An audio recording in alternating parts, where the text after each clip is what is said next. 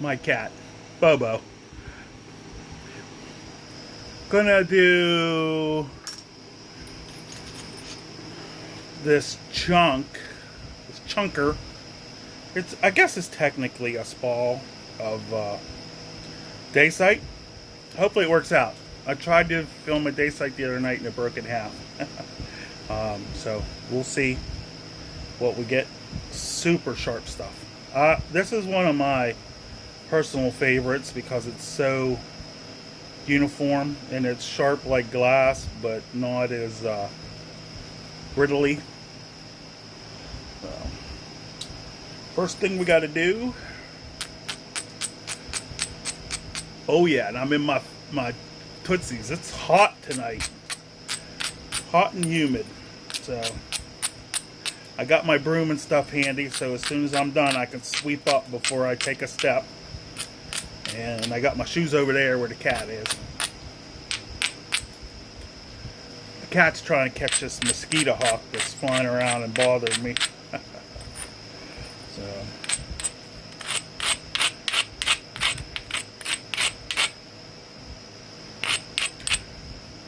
this is the What the Heck Are We Doing channel. I'm not doing anything that's controversial. I'm just gonna start. You see, this cortexy stuff is not very good. That's where, you know, that dried, or I guess hardened real fast.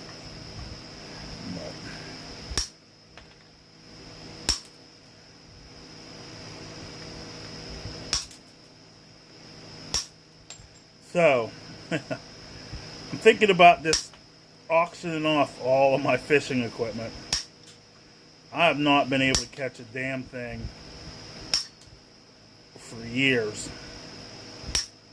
And it's really annoying because I keep thinking, oh, if I buy this other thing or buy that other thing. Look at them nice flakes it makes.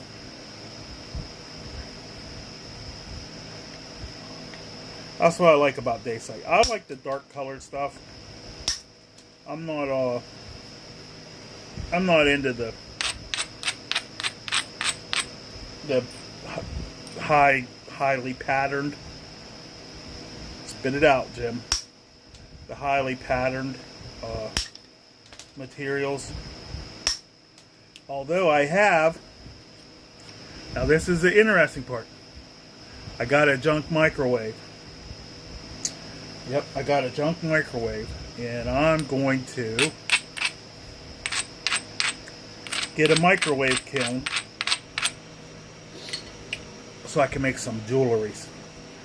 The colored glass, I mean, it's just so weird because it's just colored glass, but them necklaces sell faster than I can make them. Like if I just make take a Bud Light bottle and, you know, make a necklace out of the bottom. It's small because, you know, it's the bottom of a beer bottle. And it sells, you know, I can't keep up. And what I got to do, I've got to get some silver. I have a whole bunch of electrical parts from scrap parts from work that I've collected over the years, and they have silver in them. So I'm gonna see. This is why I like that stuff. Look at that. I like this way better than obsidian. Obsidian's good. Don't get me wrong. I like obsidian, especially when I'm pressure flaking, because it's you know, it's not so much work. And I got arthritis in both of my hands now, especially my thumb and two. These are electrician. It's bad. They're wore out. Pressure flaking, electrician, heating and air. They're just not what they used to be. 60 years of wear and tear.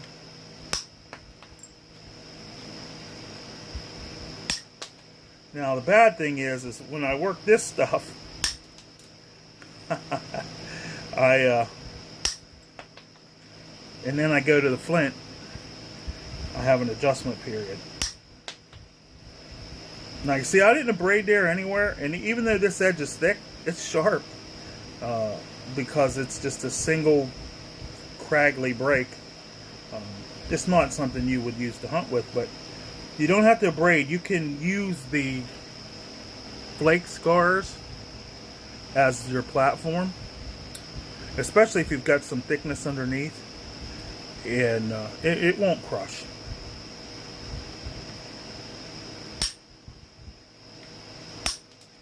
It won't step either. See? It won't step. It won't step and it won't crush if you're using an actual platform and not an edge. There is a difference. I don't know how to explain it.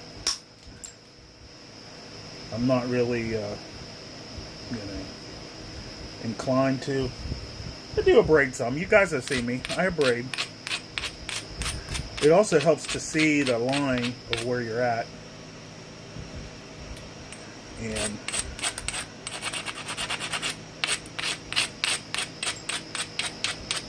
and look at all them.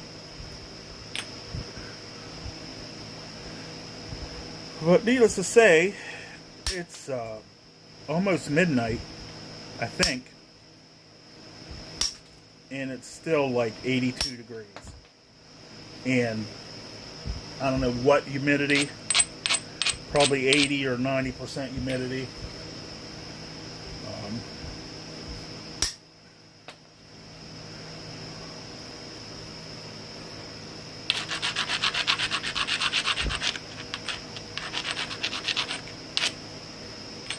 Now, if you abrade that edge on all around, like I did, and round it over, it makes it really strong. But it also makes it tend to take a ring flake. But it makes a good strong edge that doesn't step.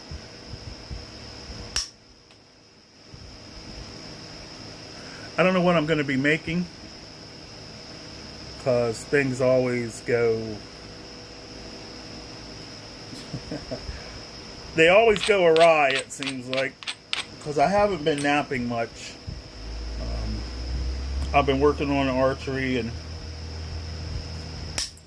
I've been showing videos of me testing my stuff, but I'm not going to actually do a video of me shooting until I can at least consistently hit the target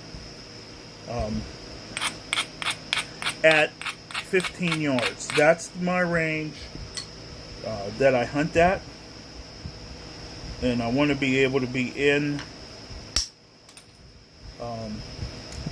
a 6-inch circle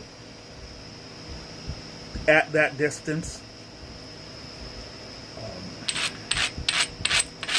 And the reason for that is, white-tailed deer, if you're aiming in the right spot and you hit within a 6-inch circle of that spot, not 6 inches like this is the spot 6 inches.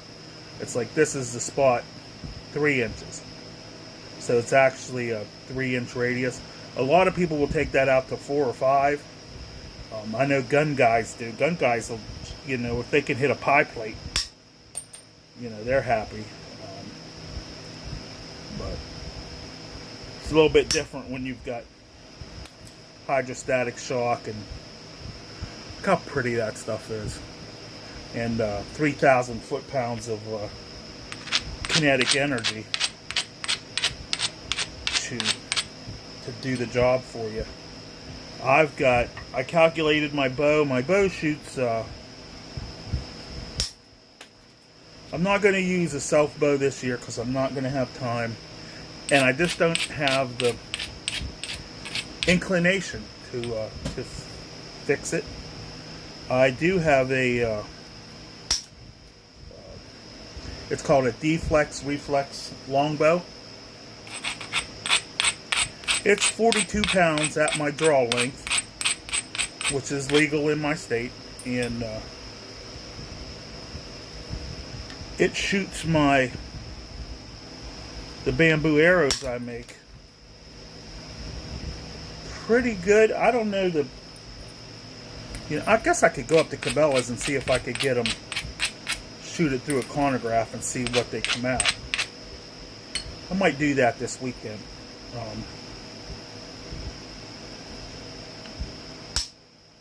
But if you're only 10 to 15 yards away, you don't have to be shooting superhuman speeds on a whitetail. Especially the ones around here. Most of them are, because there's a lot of them. So, now there's big bucks. There are big bucks, but there's a lot of just mediocre deer. And I don't shoot them big bucks anyway. I don't think they taste that great.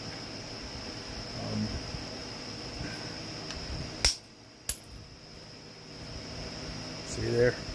Nice. And then I probably could make little tiny squirrel points out of them. Put it on a 4-shaft. Because I do make a lot of my arrows. See there? I actually do know how to knap. I don't show it very often. But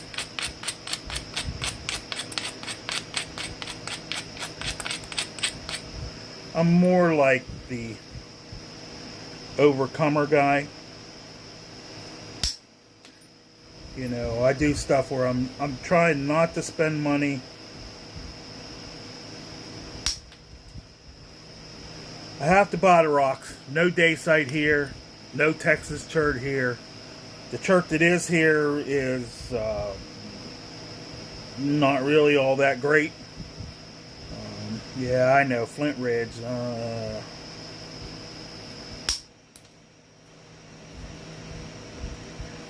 Man.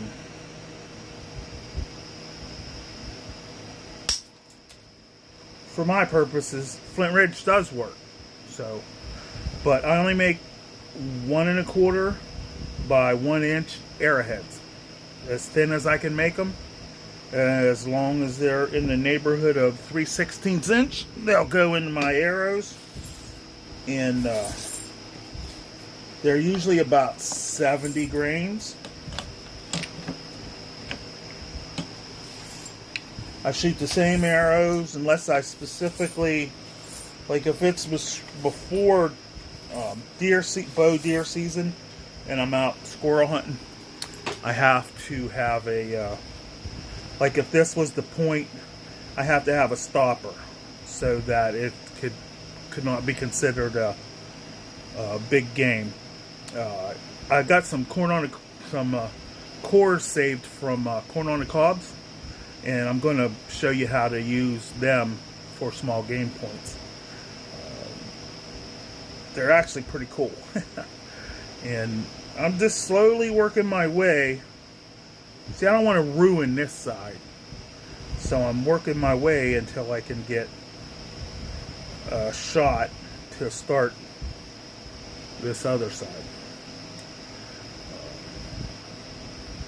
I don't know what that looks like. A thumb point that way, that way. He went that way.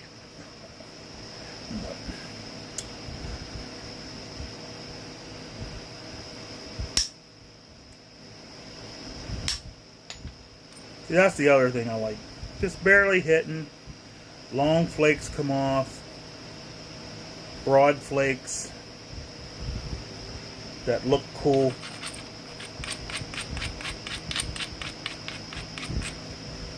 I'm going to have to order some more dacite. But Flint Ridge is the shocked, and I usually like to buy this stuff in person so I can pick the shapes so that I can get as many flakes as I want. A lot of guys are buying it to make a huge point. I'm buying it to make flakes. I think I covered that already not too long ago. So I think,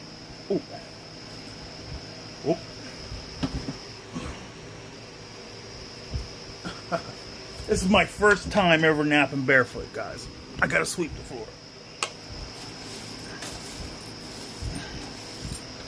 I see guys down south, especially Louisiana, doing it all the time. Sitting there in a big pile of obsidian with no shoes. Yeah. Maybe once I learn how to do it, I could do that too. Now, flint I wouldn't worry about, because flint's sharp enough, but it's not. Now what I'm doing here is just trying to lower this edge down towards this side a little to see where I can get started. And then I'll do my side to side. I covered that before. When I find hammerstones, like when I find a hammerstone, if it has scratching, it's a line. Like they did this.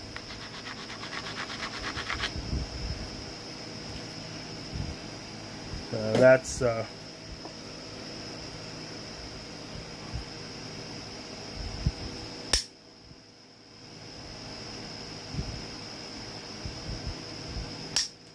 rule number one. If it don't go, don't ramp it up. See there, I ramped it up and I got a little crack. But that's okay, because this is all got to go anyways. I want to use it to try and get over.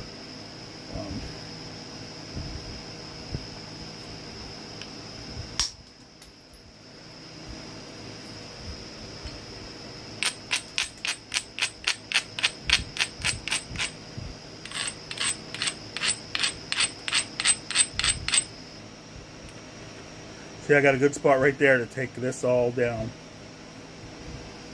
Now, this is important. When you're aiming, see, if I aim like that, the flake is cutting through. So you got to make sure you keep it level when you aim. Not aim like that, because you'll be cutting through. Keep it level. Put your finger behind it to support it. I didn't hit it hard enough, but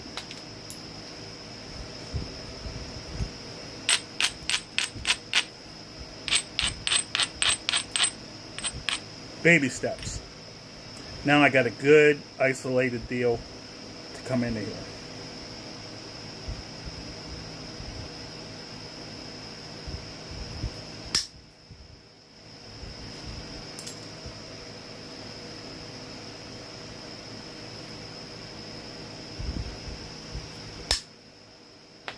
It's easier for me going that way because I don't have to turn my wrist backwards.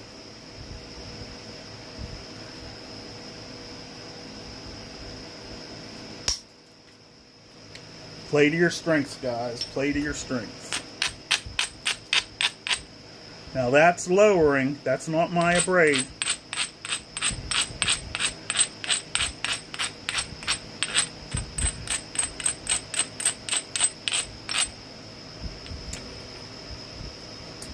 Now I'm going to go right here and try and take this.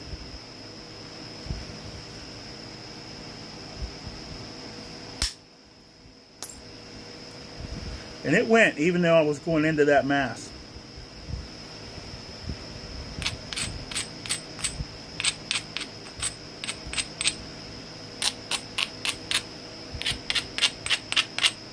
I never leave them sharp edges on obsidian and dacite, because they will crack and split your whole piece in half from one little sharp edge. That's the downfall of dacite. Ooh, too strong? Did I make it too strong? I think I did. Let's lower it a little bit more.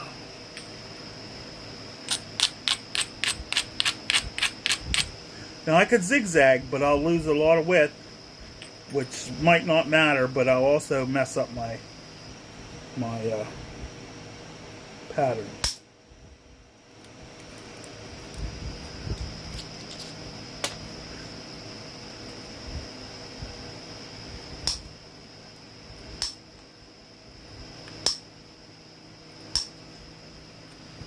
Trying to get all that rind, the original surface off.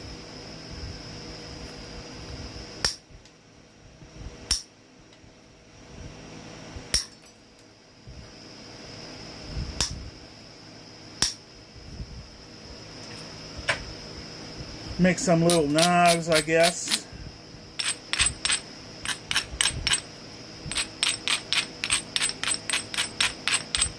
Set up my stand up by the road and maybe make a little flint money before Coshocton.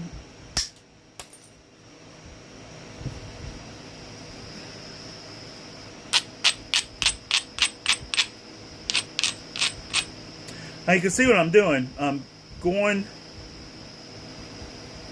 instead of trying to go straight in here, I'm going and I'm getting it. This is good dacite. It'll go over, but it won't go into this big mass.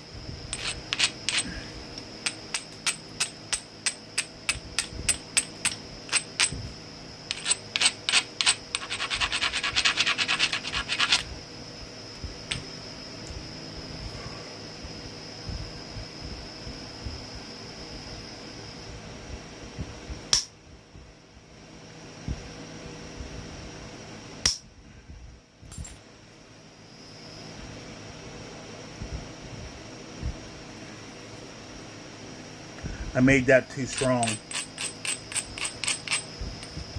which happens. Now I need to come, I guess this is technically zigzagging because I'm going to lower this.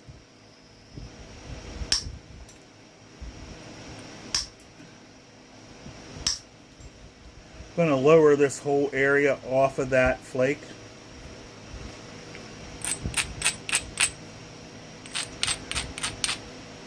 And then make it just good enough that I can try and get over. This is going to be difficult right here because it's got a wobbly spot from the spalling. And so I got to get it. I got to get it pretty quickly. And I got to not be a chicken.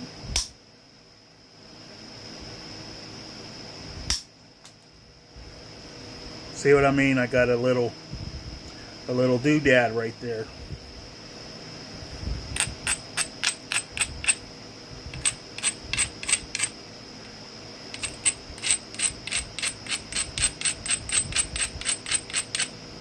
But I think I can get it now. I'm low enough there that I could at least. There we go. Even took my doodad off.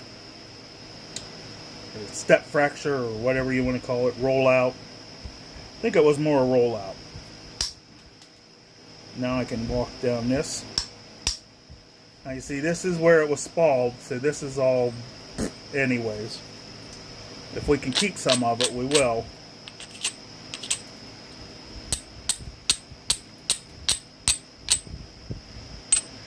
But you can see it's pretty bad.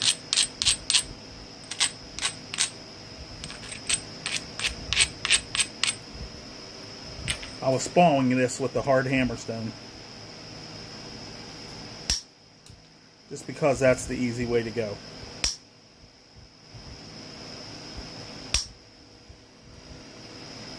Okay.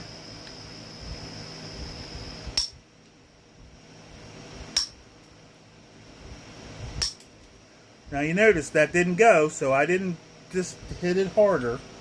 I hit it a little bit harder because I'm not wanting this one to break. I want to be able to put this video up.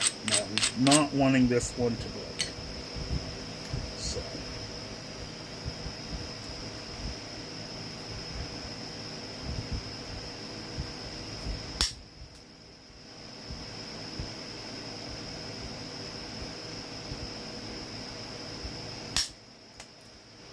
was going to put the one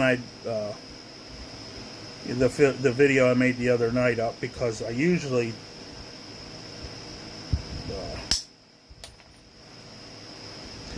don't worry too much about if I break them or not. I just consider that part of the show, and you know, maybe you can see what I did wrong, so you don't break yours.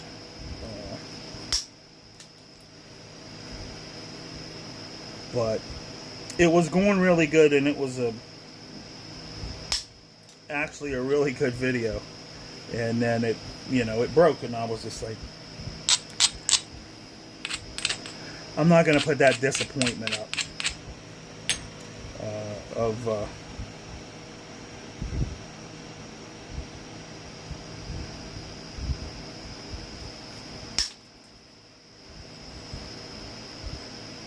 of breaking that.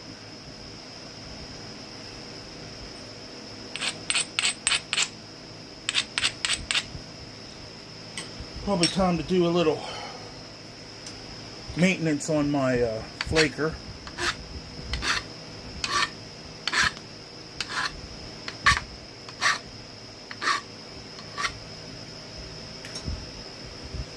Every knapping tool needs that, even steel.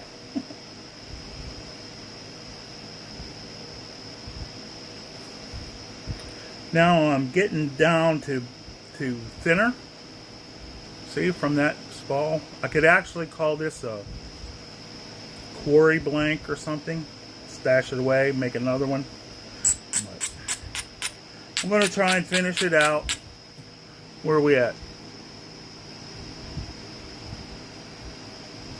20-some minutes, 27.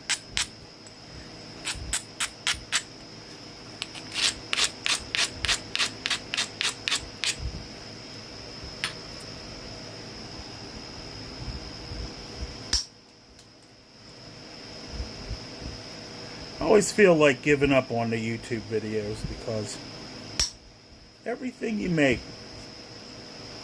you know, I used to consider myself rather unique and, you know, making something from nothing, but everything you could do,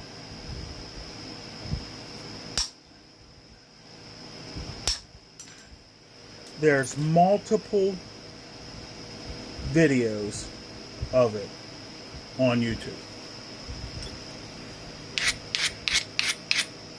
And then if you do make something good, people steal it.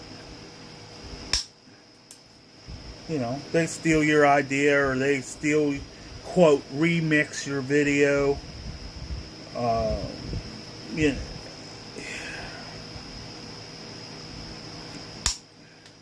I mean, it's not really stealing your idea, because, you know, it is a public forum.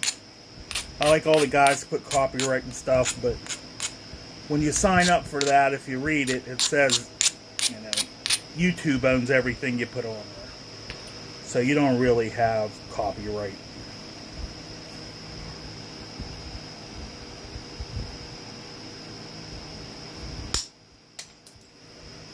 I don't know how the music people, you know, get away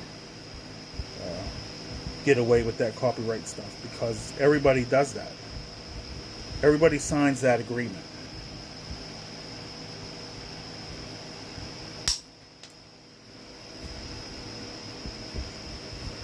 You know. And YouTube, my channel's not monetized. I don't really want it monetized. But YouTube loads me up with videos. Like, I'll see some of my videos, I'll watch them. They have 2 or 3 ads in them. I'm like, YouTube, what the hell?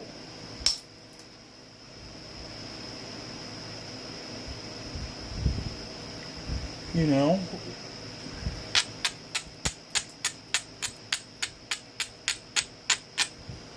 I know it's free storage and all that. But still, a ad per video.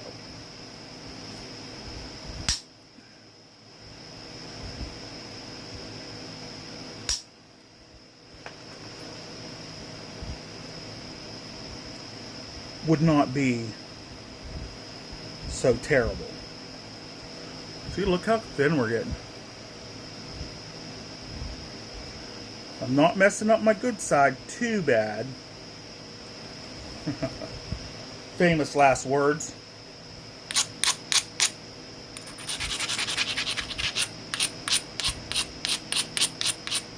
Before it just goes and cracks right in half.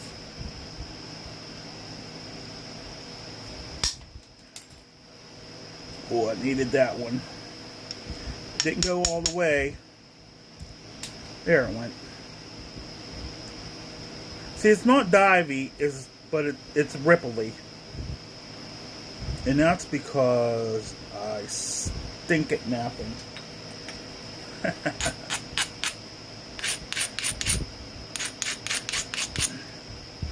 If you want to see how to snap in a terrible way,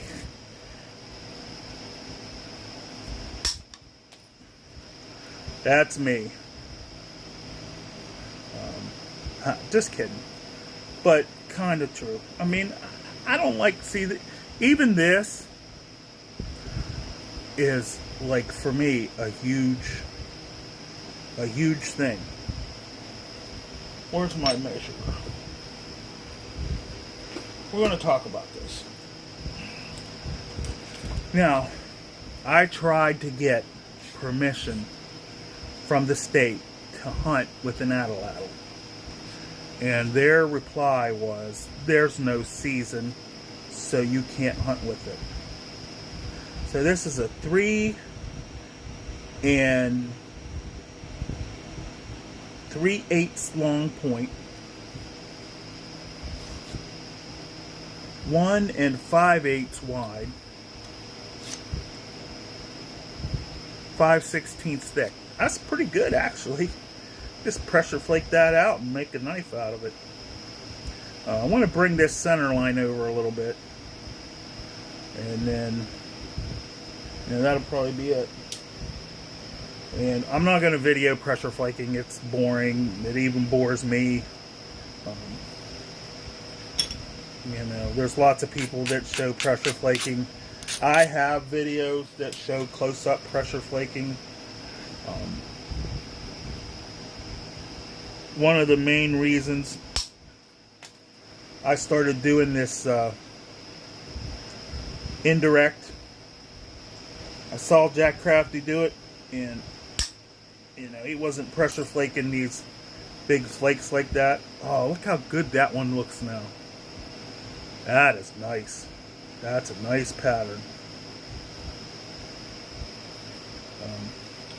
You see, that was a pretty rough shape.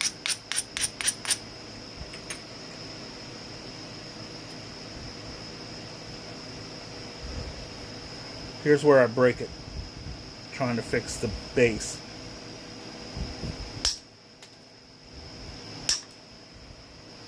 Oh, not yet. Look at my base thickness. Pretty nice. Pretty nice. Oh, took a big ring bite, but it's still not too bad. I hit too high on that. I took a big ring bite.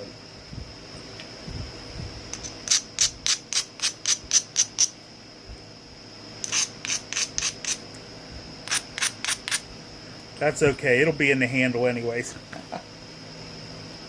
Stinking dragonflies. You see that dragonfly? He's got some kind of thing wrong with him.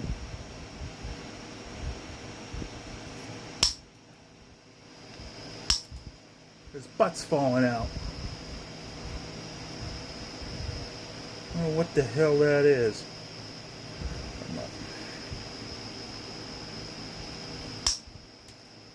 Sweet. Nice. Alright, I think I'm down to fixing this junk right here.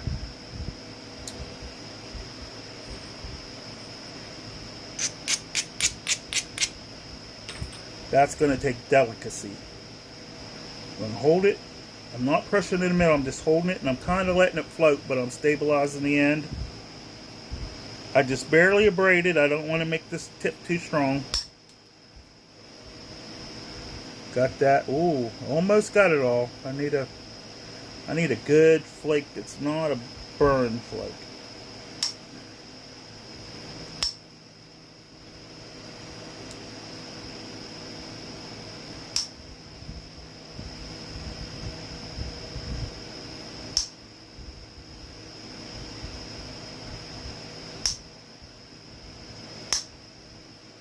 Well, maybe I gotta put a little chalk dust on there. I'm gonna do a little bit of pressure because I don't want to blow that tip away, because that's actually going to be pretty decent. And if I made a big man-sized pendant out of it, I could probably sell it quicker than a knife. So the pendants and stuff I like to sell. Oh, and guess what, guys? I didn't wear my glasses tonight. I just noticed when I went to do this pressure flaking, I can't see. Blind pressure flaking.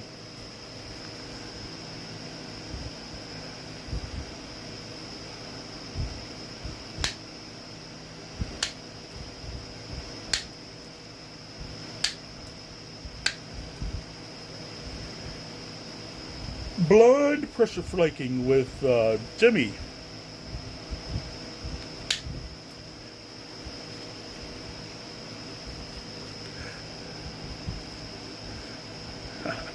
Going to do some silver recovery.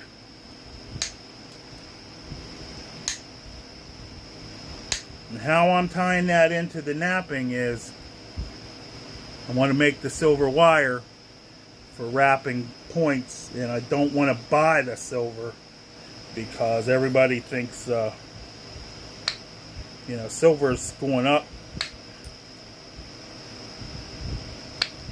And if you buy silver wire,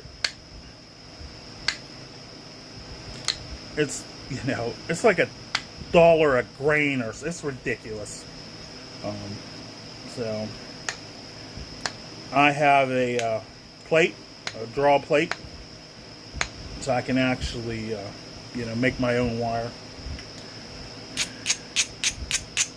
So I'm going to show that. That might be interesting. And then you know, maybe show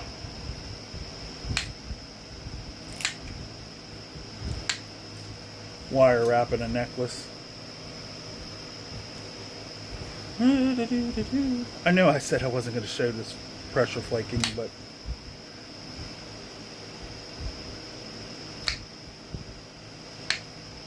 you know, why not?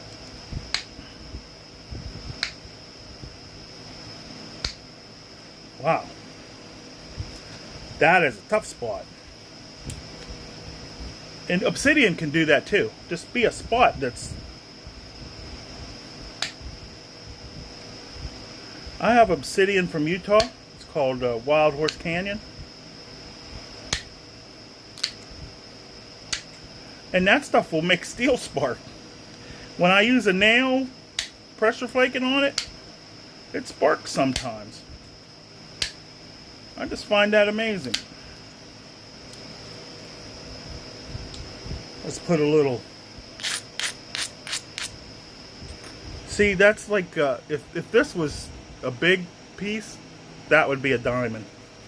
Diamonds are really hard to deal with without breaking your piece. At least for me. I try to never make a diamond.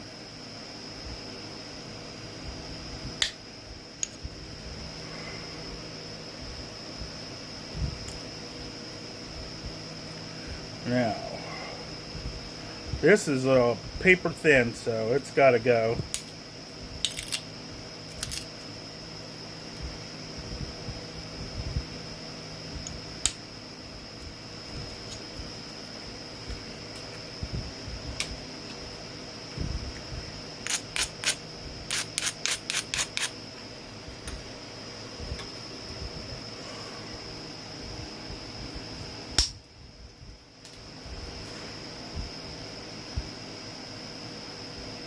That's where the rubber meets the road.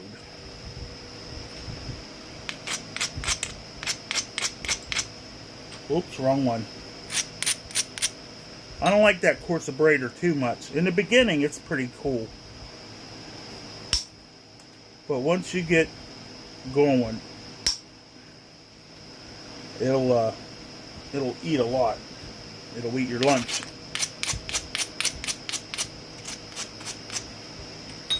It will eat your lunch.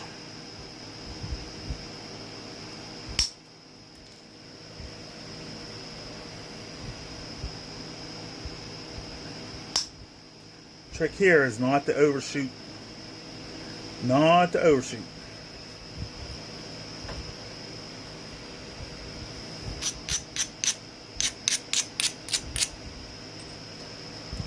The thing about napping at night, my hair is silver or white, whatever you want to call it, and with the lights, the bugs come in my shed and they think my hair is a light. And it's really not very fun. It's just not. It's not having the bugs attack my hair, the top of my head, thinking that my hair is a light.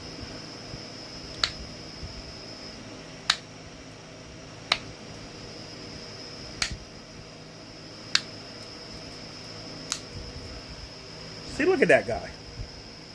What the hell is that? I hope you got to see him when he flew by here. Freaking big dumb looking moth.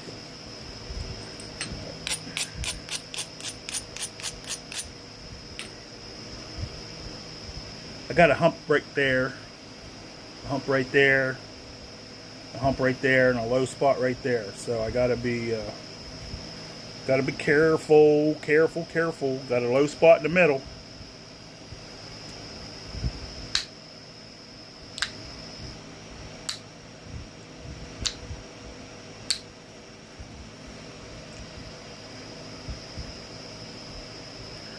Now on this side, it's perfect. On this side, you can see there, it's perfect. This side, I took a big flake right there and it was a little too much. And the front has this knuckly looking part, which I'm going to deal with now.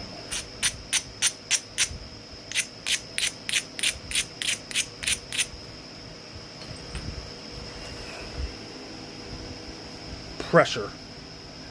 The heat is on.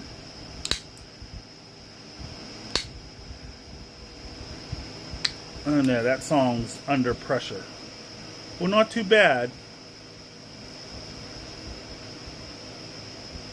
Still, that dip, that really stinks, because otherwise it's perfect. See, if you see it from this side, it's perfect.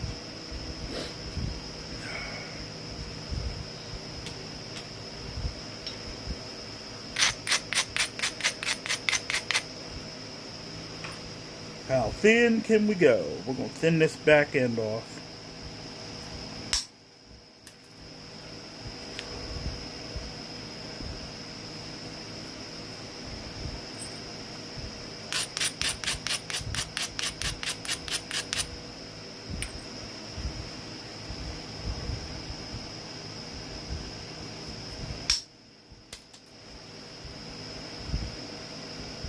We're getting that hump out slowly.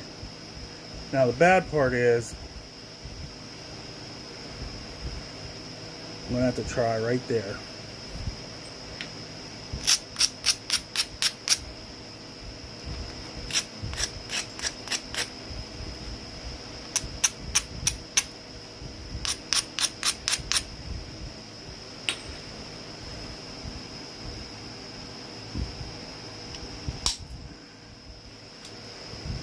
Pretty nice.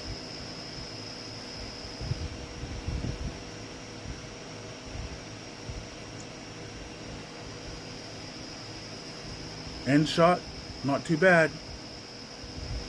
Not too bad.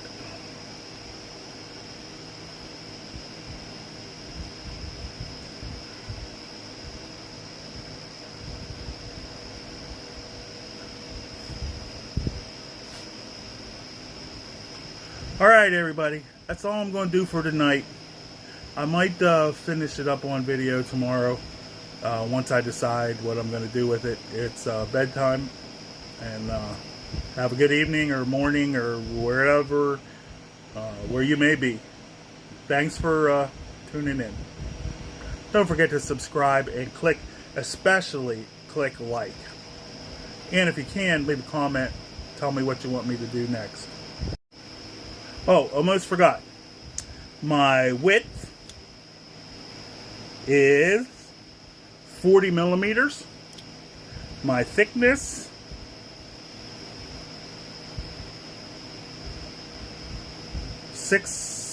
five and a half. We'll call it 6. So 40 divided by 6. What is that? Almost 7 to 1. 6 to 1. 6.5 to 1. That's not too bad. That's a good strength and a good thinness for use. Have a good night.